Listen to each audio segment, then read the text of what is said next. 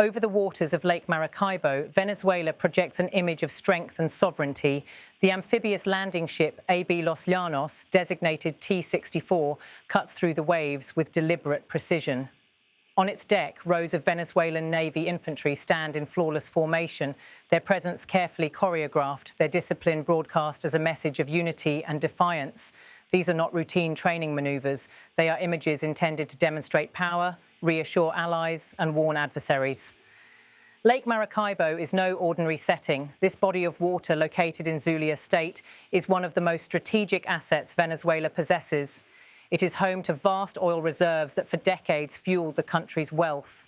In the 1970s and 80s, Maracaibo symbolized Venezuela's status as an energy giant. Today, amid sanctions and economic collapse, its significance has shifted from prosperity to survival.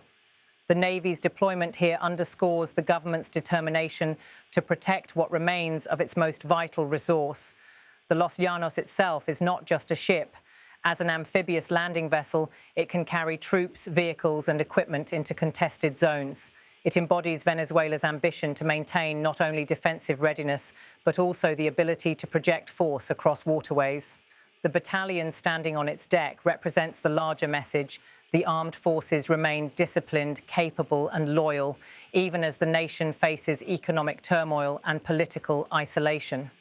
Military parades and displays are deeply woven into Venezuelan political life. Under the government of Nicolás Maduro, the armed forces have become central not only to defense, but to governance.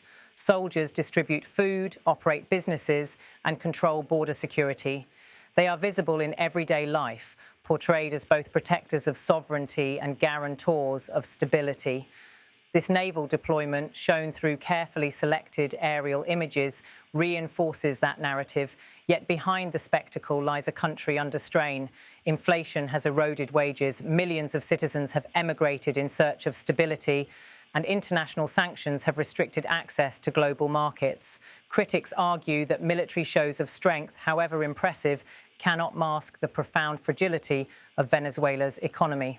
For many citizens, seeing soldiers in formation is less reassuring than the daily struggle to buy food, access healthcare, and secure work. Still, the symbolism matters. Lake Maracaibo is more than just water. It is Venezuela's beating economic heart. Securing it signals the defense of the nation's past, present, and future. And in a region marked by disputes and rivalries, these images also speak to Venezuela's neighbors. Colombia has long expressed concern about cross-border trafficking and armed groups operating in borderlands. Guyana faces direct disputes with Caracas over the Essequibo territory, an oil-rich area claimed by both nations. When Venezuelan troops deploy visibly, it is not only a domestic message, it is an international signal that territorial ambitions remain alive. These maneuvers also highlight Venezuela's shifting alliances. The country's military modernization in recent decades has leaned heavily on partnerships with Russia and China. Russian advisors have trained Venezuelan personnel, and Chinese equipment has entered the fleet. Each ship that sails, each soldier in formation reflects not just Venezuelan determination, but also the support of global partners who seek to counterbalance US influence in the hemisphere. For Washington, the images from Maracaibo are closely monitored. US officials have long accused Caracas of using military displays as propaganda to distract from internal crises. Sanctions aimed at pressuring the Maduro government remain in place. Yet the endurance of the armed forces, combined with support from Moscow and Beijing, demonstrates that Venezuela is not isolated entirely. It is realigning, pursuing a multipolar strategy that fits into broader geopolitical shifts. The use of the armed forces as a political instrument has deep roots in Venezuela. Even before Maduro, under Hugo Chavez, the military was elevated as the guardian of the Bolivarian Revolution. Loyalty was rewarded with influence, resources, and control of key sectors. That legacy endures. Today, the Navy's maneuvers at Lake Maracaibo are as much about politics as they are about defense. They serve as proof of military cohesion and political loyalty at a time when dissent is dangerous and loyalty is prized. Yet beyond the staged images, there are questions. How capable is the Venezuelan Navy in real terms? Years of economic collapse have weakened maintenance budgets, delayed modernization, and reduced readiness. Ships may sail and soldiers may march, but sustaining these displays over time requires resources that are increasingly scarce. Analysts suggest that much of the Navy's capacity today relies less on equipment and more on perception. The idea that Venezuela remains a nation capable of mobilizing force when necessary. At the same time, such deployments carry risks. For neighbors already wary of Venezuela's intentions, especially in disputed areas like Essequibo, naval exercises can appear threatening. In December 2023, tensions escalated sharply when Caracas held a referendum reinforcing its claim over Essequibo, drawing condemnation from Guyana and concern from the international community.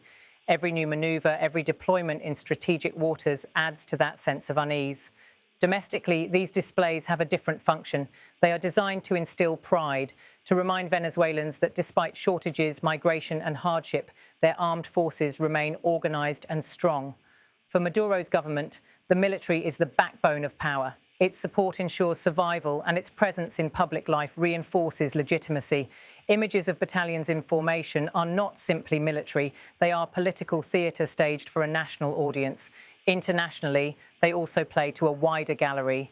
By showcasing troops and ships, Venezuela signals to allies that it remains a partner willing to defend its sovereignty, and to adversaries that pressure will not bring capitulation. In the world of geopolitics, perception is power, and so even mute aerial footage of a ship sailing across Lake Maracaibo becomes part of a larger narrative, a nation under siege, yet unbowed. For ordinary Venezuelans, however, the contrast is stark. While soldiers march in formation, many families march too, but across borders in search of opportunity. More than 7 million Venezuelans have left the country in recent years, one of the largest displacement crises in the world. Their exodus is a silent counterpoint to the images of strength projected at home. It reminds the world that beneath the surface of discipline and power, Venezuela is a nation still in profound turmoil. And yet, symbolism has its own power. Military displays, even amid hardship, can rally national sentiment, create a sense of pride, and reinforce narratives of resistance. By sailing the Los Llanos across Lake Maracaibo, the government is telling its people and the world, Venezuela will defend its territory, its resources, and its sovereignty. Whether that message convinces its citizens or reassures its neighbors is another matter entirely.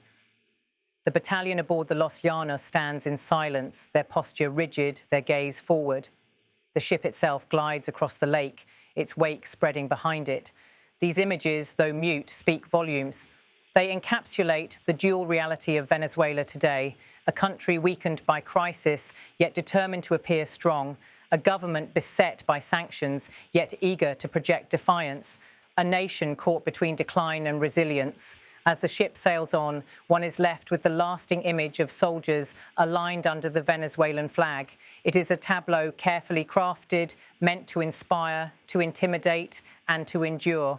For some, it is a symbol of national pride. For others, a reminder of a government that leans on its military as the ultimate foundation of power.